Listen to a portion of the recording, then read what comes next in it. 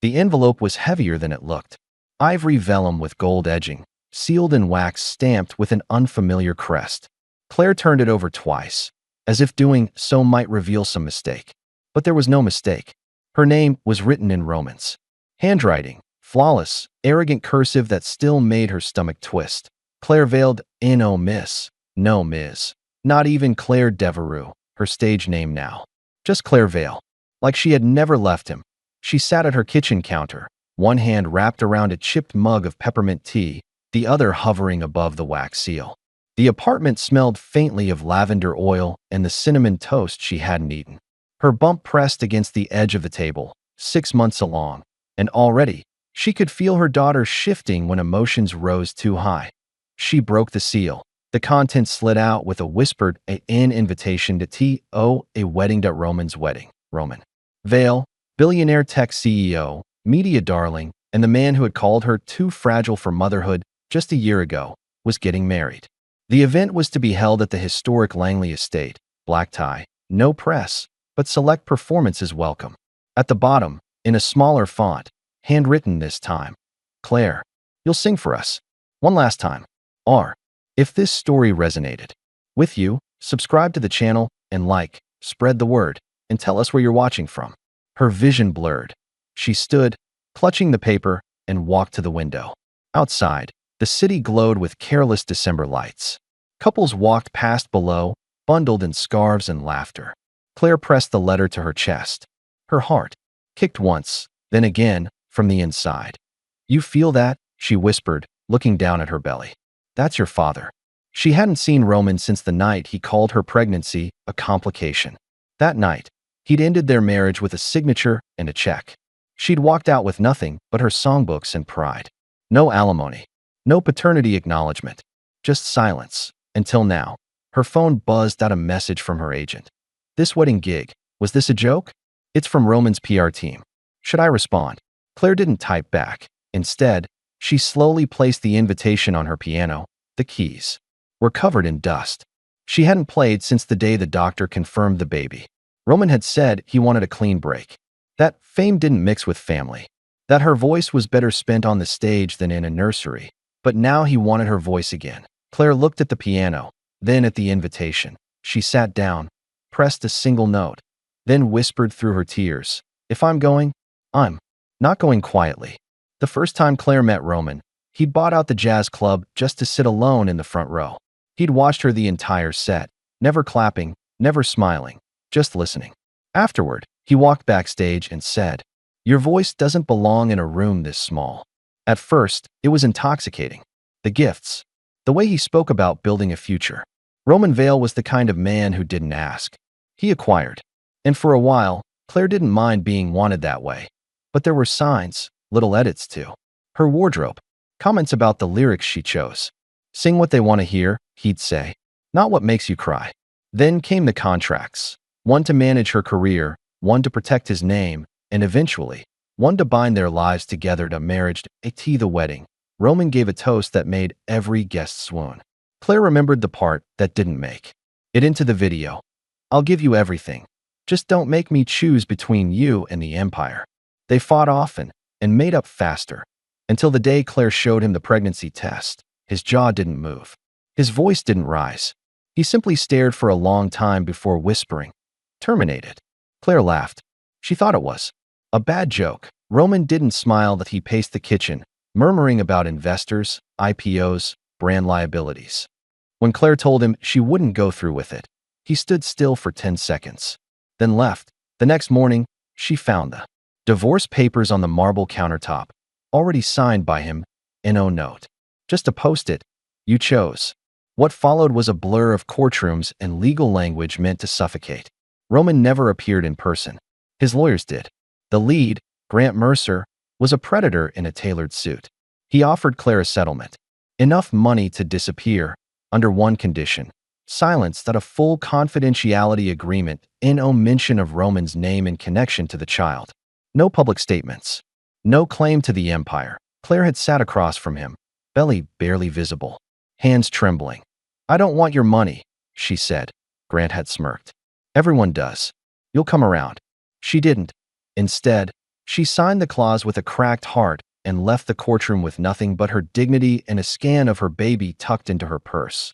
Back in the present, Claire sat at her piano, that same scan now pinned to the wall. Behind her, she played a low chord. Her voice had once filled Roman's penthouse and his boardroom, charmed his clients and his conscience. But now it would be her weapon, because while the contract had silenced her voice publicly, it hadn't stopped her from singing.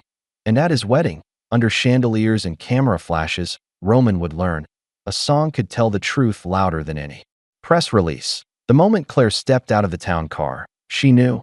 Nothing had changed. The wedding venue was a glass cathedral built atop a private cliffside, surrounded by manicured hedges and security guards in black suits. The kind of place where everything shimmered, except sincerity. She clutched her small duffel as the concierge approached, eyes scanning her belly before shifting back to the clipboard. Musician entrance is around the side, he said curtly. Claire nodded. No name, no recognition, just like Roman wanted. Inside, the air smelled of lavender and money. Staff buzzed with controlled urgency, adjusting floral arrangements, fluffing drapes, rehearsing cues. A harpist warmed up softly in a side chamber. Claire moved through it all like a ghost in silk. The dress she wore was ivory, backless, with a long side slit. Roman had once picked it out for her, back when he thought she'd wear it for him. It still fit, though the curve of her pregnancy now filled the silhouette differently. Fitting. This wasn't a reunion. It was a reckoning. In the mirror backstage, Claire adjusted her earrings, then ran a hand gently across her abdomen. We're not here for him, she whispered. We're here for us. There was a knock. A young assistant peeked in. They're ready for sound check. Claire followed her through a corridor and onto the stage platform. The ballroom was palatial, crystal chandeliers hanging like tears, white roses cascading down golden archways. Guests weren't seated yet, but she could feel their ghosts already. Roman's empire was everywhere. In the way every napkin was embossed with a gold V. In the way staff bowed too deeply. In the way power lingered, even when he wasn't in the room. Claire adjusted the microphone stand. A familiar voice echoed across the marble. Is that her? Brielle stood at the far end of the ballroom, a vision in white, all diamonds and practiced poise. Her voice was airy, untouched by hardship. The singer? Roman stood beside her, perfectly tailored, calm, unreadable. He didn't correct Brielle. Didn't even blink. Claire locked eyes with him for half a second. He turned away. A flick of the wrist. A dismissal, like she was no more than a prop in his performance. Claire sang that night beneath spotlights that turned her sweat into shimmer. Every note was flawless. Every lyric chosen with intention. Strange fruit slipped into Cry Me a River, and the silence between verses felt heavier than applause. Some guests wept. Others whispered. Roman kept smiling, stone-faced, but Claire saw it, the twitch in his jaw, the way his drink stayed untouched, the coldness behind the smile he gave his bride. And Brielle, still unaware, still clapping, leaned to Roman after the final note and said, "She sings like she's lived something."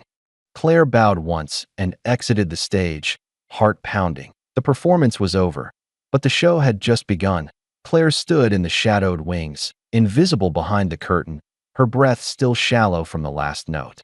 The applause faded, swallowed by the clink of champagne flutes and the soft shuffle of designer shoes. Yet her heart thudded like a drumbeat that wouldn't end. Beyond the velvet curtain, she saw Roman wrap an arm around Brielle's waist. His touch was light, rehearsed, like choreography from one of his corporate promos.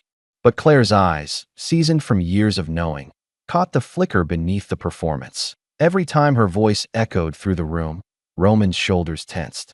Every time she hit a lyric he once begged her to sing at night, barefoot, in their old kitchen, wine glass in hand, his jaw clenched. Guilt wasn't loud. It whispered, and tonight, Roman was full of whispers. A rustle behind her broke the tension. Claire turned to find a young man, no older than 23, holding a folded square of ivory paper. His hands trembled as he offered it to her. "I'm not supposed to," he started, then dropped his voice. "But you should know." She took the note. It was handwritten. Slanted ink. No signature. He still listens to your old recordings. Every night. Vinyl. Volume low. When she's asleep.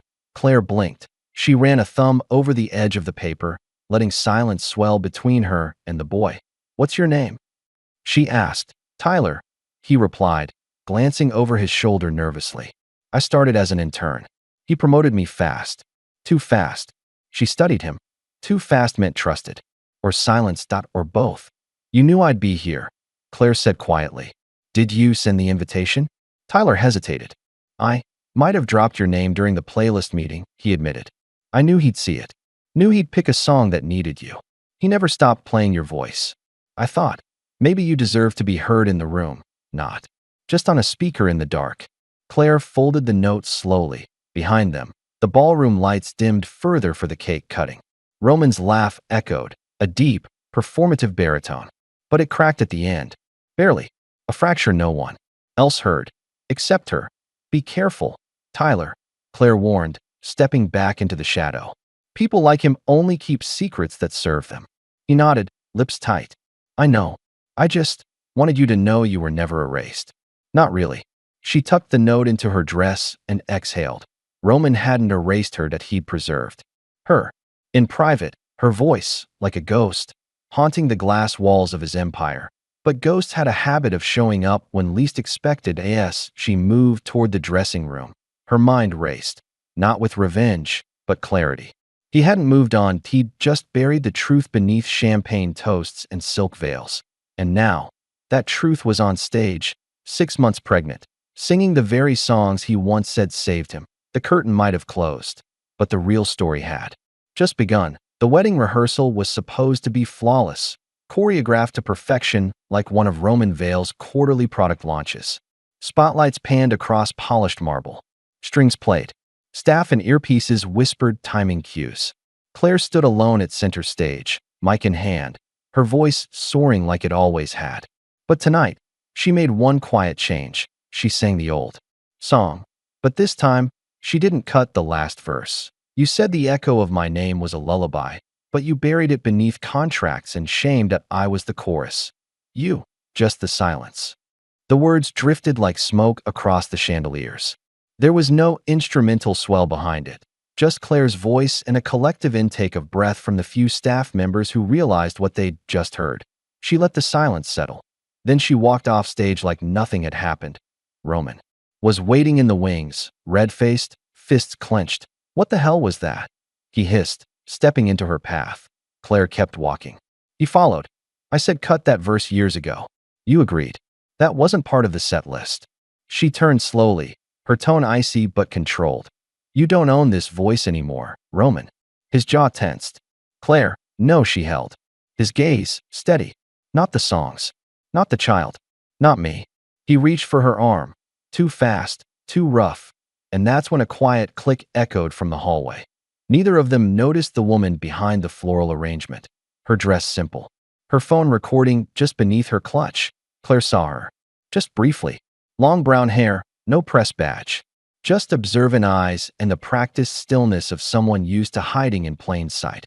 Roman didn't. He was too busy trying to control the moment. "You want to sabotage me?" he snapped under his breath. "Ruin the happiest day of my life." Claire's face didn't flinch. "Then maybe you shouldn't have invited the ghost you buried alive." He loosened his grip and stepped back, breathing hard, fighting for composure. "I gave you this stage," he muttered. "No," she said. "You gave me a microphone. What'd I do with it? That's mine." Behind them, footsteps retreated, quiet, calculated. The woman slipped away into the corridor, phone still recording. Claire walked past Roman, shoulders squared. That it wasn't about revenge anymore. It was about the note he didn't own, the truth wrapped in melody. She hadn't screamed, hadn't raised her voice. She didn't need to. She had delivered the wound with precision, and it bled in silence. Back in the dressing room, she sat down slowly, one hand over her belly. The baby kicked. She smiled faintly that he was listening, too. Not just Roman. Everyone. Somewhere beyond the marble walls and curated lighting, a truth had been set in motion, captured on video, now whispering its way into the wrong inbox, Roman thought. He was still directing the show, but the story had already left the stage. Brielle Vale, soon to be, anyway, sat in the velvet-lined dressing room surrounded by gowns and curling irons and whispers. Her bridal makeup was halfway done, the scent of peonies and pressed powder thick in the air. But her mind wasn't in the mirror. It was elsewhere, spiraling. Claire, the singer, the one Roman had insisted on. The one who never looked directly at Brielle. The one whose voice ached even when the melody was sweet. Earlier that morning, Roman had brushed a kiss across Brielle's cheek and murmured, "Let's just get through today." His words were tight, not nervous, just off. And then there was that rehearsal, the tension backstage, the verse no one expected, the one that made Roman's hand tremble when he poured champagne afterward. Now, as a makeup artist leaned in with shimmer dust, Brielle found herself staring at her own reflection, but seeing someone else's shadow behind it. She was his muse, right? The stylist's voice was innocent. Just chatter.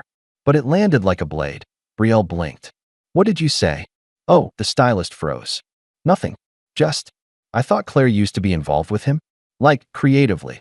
Brielle's pulse thudded. "Creatively?" she repeated, carefully. The stylist backtracked. "I don't really know. I think they worked together before. I mean, that's what someone said." Someone. The vague someone that always preceded a secret. Brielle dismissed the stylist with a polite smile, her heart starting to climb into her throat. She stood and walked to the tall window, looking out over the manicured lawn. Guests were gathering. Strings played softly in the background. Roman stood near the fountain, phone in hand, back turned. Claire wasn't in view, but Brielle's thoughts wouldn't stop racing. Why did Claire look at Roman like that during rehearsal? Why? Did Roman seem like he was waiting for something, someone, to fall? She opened her phone, typed "Claire Jazz Singer" into the search bar, and there it was, not in the headlines. Roman's lawyers had likely buried that. But tucked deep in the blog of a jazz review page, a rising talent whose collaborations with investor-turned-producer Roman Vale shaped the sound of an entire summer. The two were inseparable, on stage and off.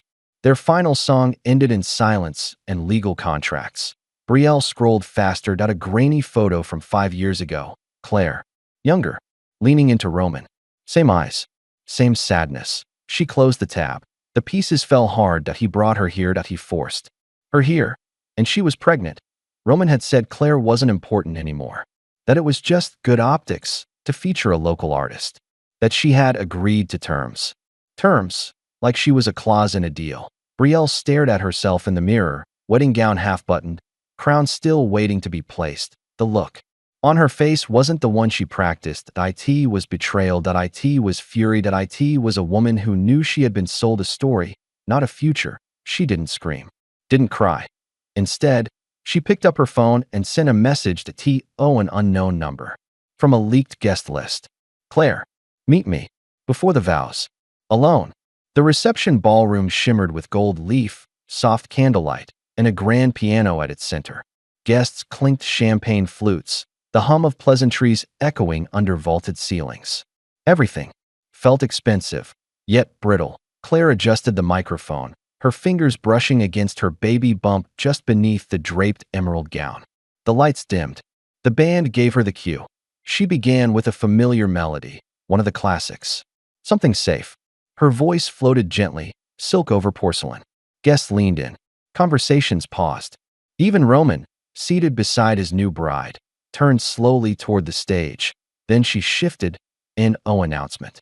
No change in tempo, just a pivot in words. "You asked for silence, but my soul was loud. You bought the quiet, while I carried the sound." The room fell still. Roman's knuckles turned white around his glass. "You took back the vows, left me with the weight." But his heartbeat, Roman, never agreed to wait. A stifled gasp came from one of the bridesmaids. Brielle sat motionless, her eyes fixed on Claire like she was hearing language for the first time. Roman stood up, slowly, like rising from a funeral pew. His lips parted, but no words came out. Claire's gaze swept the crowd, resting only briefly on him. Her voice didn't tremble. "You said it was over. You signed it in ink. But ink fades faster than the tears. I couldn't blink." The last note lingered, pure, aching, then silenced at a long, suspended moment where no one knew if they should applaud or scream. Whispers erupted like a storm cracking through glass. Did she just? Is this part of the performance? She said, his heartbeat. Roman's face was drained of color. He didn't sit, didn't speak. He just stared at Claire like she had stepped out of a nightmare he thought he buried in legal contracts. Brielle rose beside him. Her eyes weren't on Claire. They were on him. Claire gave the faintest nod, handed the mic back to the stunned band leader, and stepped off the stage. She didn't need applause. She wasn't singing for them. She was singing for herself and for the child growing inside her, whose heartbeat had finally been heard. Behind her, Roman stumbled from the table, rushing toward the side hallway. Cameras pivoted. Guests whispered louder. Brielle followed, her train dragging like a velvet wound. Claire didn't stop. She walked through the crowd like fog through a battlefield, quiet, unshaken, unstoppable, because it was no longer a wedding reception. It was a reckoning. And the orchestra hadn't even played its final note, yet the Roman's PR team scrambled like ants on a burning log. The moment Claire stepped off stage, his head of media rushed forward, barking into her earpiece. We need a statement now. Say it was artistic expression. Say she's mentally, but it was too late. Someone had been live streaming the wedding. A distant cousin. Just another guest trying to impress followers. The moment Claire's lyrics turned accusatory, the stream lit up with comments. When she mentioned his heartbeat, the chat flooded with WTF? And who's the father? Now it had gone viral. On TikTok, the video had crossed 2 million views by the time the cake was wheeled out. Untouched. Claire's friend, Naomi, rushed into the back lounge where Claire sat, still in her stage dress, shoes off, holding a bottle of water with both trembling hands. Naomi locked the door. They found out it's you, she said, pulling out her phone. Claire Vincent, jazz singer, ex-wife of Roman Vale, pregnant, possibly by him. Claire didn't flinch. It was bound to happen. Naomi scrolled through a dozen headlines. Billionaire's wedding hijacked by former wife's scandal song. Claire Vincent breaks silence with lyrics heard round the world. But the narrative is ours now, Naomi said, calmer. People are on your side. Claire looked up. And Brielle? Naomi's mouth tightened. Gone. Slipped out with her bridesmaids 10 minutes after your performance. No word. Her manager just issued a vague no comment. Roman's camp is falling apart. Claire leaned her head back against the velvet cushion. Good. At the venue's front gate, the press had begun assembling. Long lenses. Microphones. Rumors. One reporter shouted, Do you deny being the father, Mr. Vale? Another screamed, Did you force her to sign an NDA during her pregnancy? Claire stayed hidden in the lounge, watching it unfold on a muted television. Roman stood in the lobby, jaw clenched, coat thrown over his shoulder. A publicist beside him whispered frantically, but he kept glancing toward the back, toward the hallway that led to her, not toward Brielle, toward Claire. Naomi touched Claire's hand gently. Do you want me to get the car? Claire nodded slowly. And Claire, Naomi added, there's more. Someone uploaded a separate clip from the hallway. Roman grabbing your arm. It's circulating too. Claire's breath hitched. She turned toward the muted television again and watched herself on the screen, pregnant, calm, steady, while Roman's face twisted with rage in slow motion. The internet didn't need her to explain anymore. The silence he'd once bought was now dissolving in front of millions. Claire stood, straightened her dress, and said only, Then let's make sure the truth finishes what my song started. Outside, the storm was just beginning. The silence Roman paid for turned to ash on a Monday morning. Claire walked into a downtown courthouse holding a slim leather folder. Naomi beside her. Paparazzi outside, flashbulbs popping. Reporters shouted questions, but she kept walking, head high. The documents she carried weren't new, just unsealed. Inside that folder was a copy of her pregnancy report, signed by the OBGYN Roman's legal team had hired to supervise her condition. Attached was the court settlement from months prior, the NDA, the gag clause, the threat of financial ruin if she ever spoke. She wasn't asking anymore. She was showing. Across town, Roman's legal team filed a $10 million lawsuit for breach of contract. Publicly, they claimed defamation. Privately, they panicked, because this wasn't just about a broken clause. It was about why it broke. Claire's lawyer, Lydia Strauss, stood before the judge with fire in her voice. She signed that agreement while emotionally manipulated, isolated, and pregnant. Your Honor, coercion is not consent. Roman's lawyer, a man in a $1,000 suit with teeth too white, objected. She cashed the check. She signed willingly. Claire didn't rise. She didn't need to. Lydia handed the judge a transcript. Text. Messages from Roman. Ones Claire had saved but never looked at again. Terminate the pregnancy, or you'll have no career left to sing about. I'm giving you a future. Don't ruin it over a mistake. I built you. I can bury you. The courtroom fell silent. Roman wasn't there, but the judge's eyes darkened. He leaned forward. This is not merely breach, it's abuse wrapped in legal ink. And then came the ruling. The NDA was nullified. Claire could speak. Claire could sing. Outside the courthouse, a swarm of reporters surged forward. Naomi stood protectively in front, but Claire stepped past her .1 microphone. One question, what do you want now? Claire looked straight into the camera lens. I want my child to know I never stayed quiet out of shame. I stayed quiet to survive. But now he'll hear the whole song.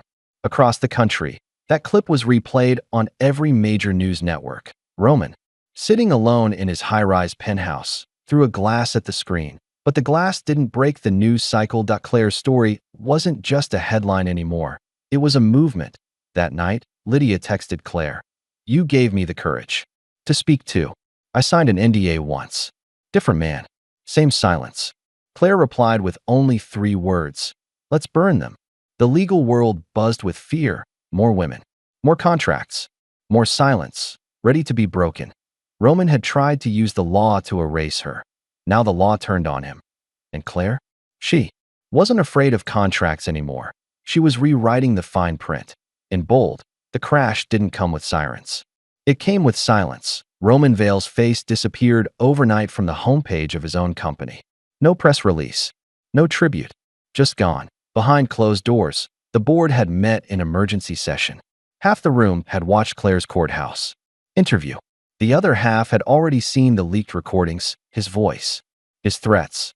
There was no PR spin left to give. Roman was removed by unanimous vote. By dawn, investors began their exodus. Stock dropped 17% in 4 hours. Tech blogs called it the fastest fall from grace since Theranos. A hashtag trended. Hashtag Vale silenced her in. One of the recordings, Roman's voice trembled beneath anger. Don't forget who gave you your stage, Claire. Don't you dare rewrite what I made of you. And Claire's quiet reply, brittle but unbroken. I made the music. You just turned down the volume. It played on every news segment for days. Meanwhile, Claire stayed silent.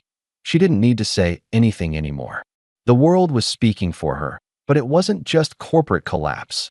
Brielle, once the perfectly painted bride, stepped in front of cameras on a stormy Wednesday. She wore no makeup. No publicist beside her. Just a trembling voice and a plain white blouse. I believed him. When he said Claire was unstable. When he said the pregnancy was a trap. I believed him. I watched him lie to the world. And I helped him do it by staying quiet. Not anymore. She paused. Roman doesn't just hurt women. He silences them. I was next. A reporter asked if she was scared to speak. Brielle gave a sad smile. I used to be. In the next 24 hours, 3 more women came forward. All with eerily similar stories. Power plays, isolation, and then a signature on paper that cost them their voice. .1 had been a songwriter. .1 had been his former assistant. .1 had been barely legal. Roman's legal team went dark. His phone, once ringing with investor deals and Hollywood options, stayed quiet. In a final desperate move, he tried to post a video apology. It was cold, scripted, robotic. The comments flooded in. Too late. You silenced the wrong woman. Claire sang the truth, and you shattered. The video was taken down in under 2 hours. The next time Roman appeared publicly, it wasn't behind a microphone or spotlight. It was behind tinted courthouse windows, in the back seat of a black SUV.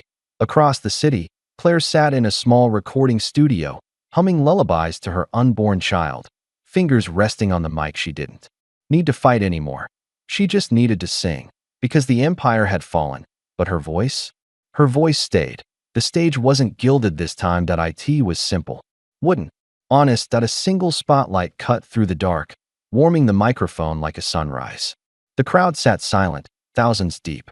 But no phones were raised, no flashes clicked. This wasn't a night for spectacle. It was a night for something deeper. Claire stepped out slowly. Her satin gown clung gently to her belly. 8 months and counting. She had refused a stylist. She wanted to look like herself. Not a statement. Not a symbol. Just a woman who had survived. Behind her, the banner read, "The Unsilenced, a night for voices lost and found." A benefit concert for women who had endured what she had. What too many had. The hall was packed, but Claire only saw the first few rows. Rows filled with faces not unlike hers. Strong. Weathered. Soft at the edges from too much heartbreak. Among them sat Brielle, in no longer airbrushed or flawless. She clutched the hand of the young intern Roman once called irrelevant.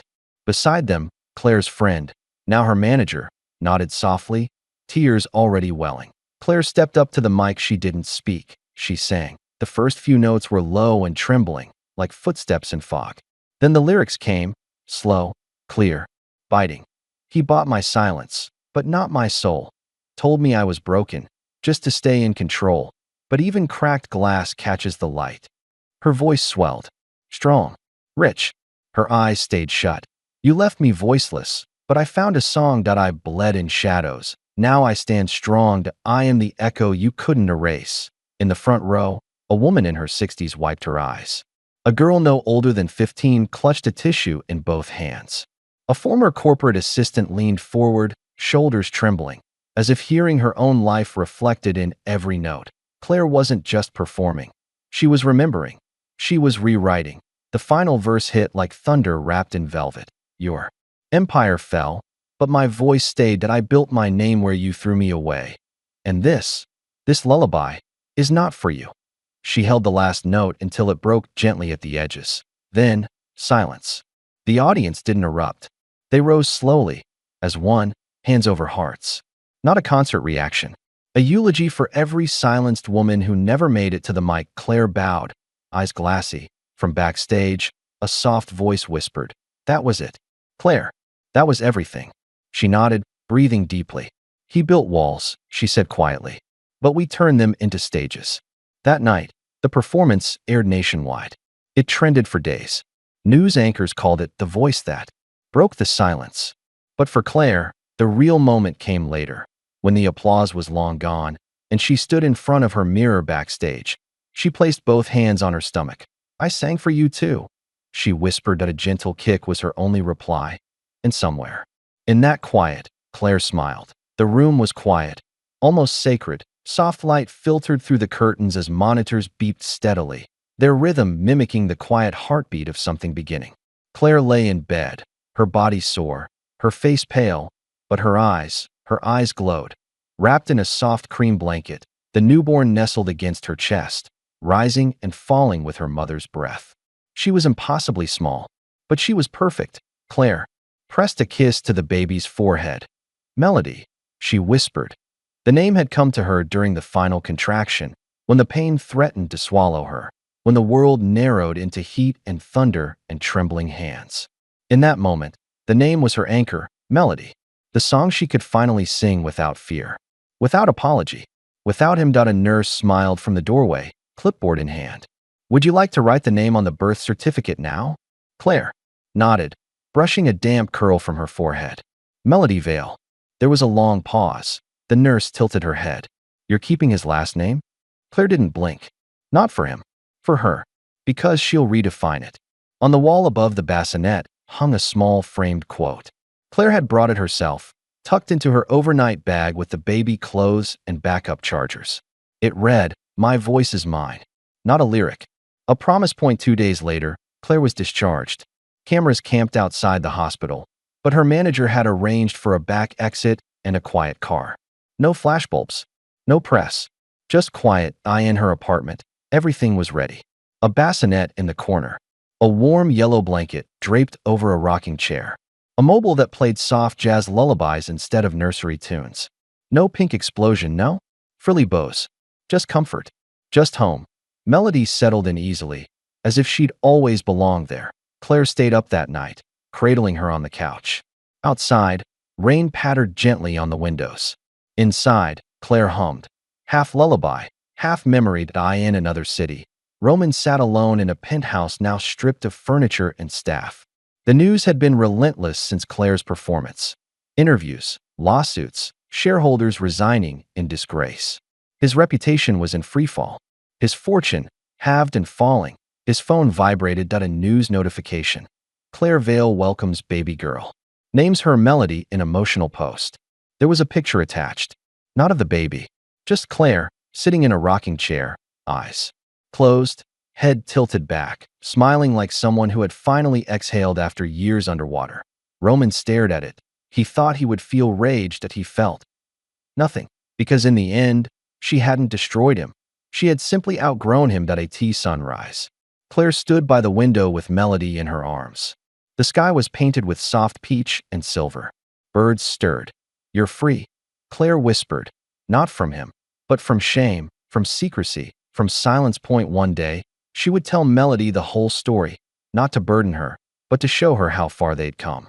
That her mother once lost everything, and still chose to sing, and that her name, Melody, wasn't chosen by accident. It was chosen because even in heartbreak, even in silence, music had never left her. Claire turned, kissed her daughter's brow again.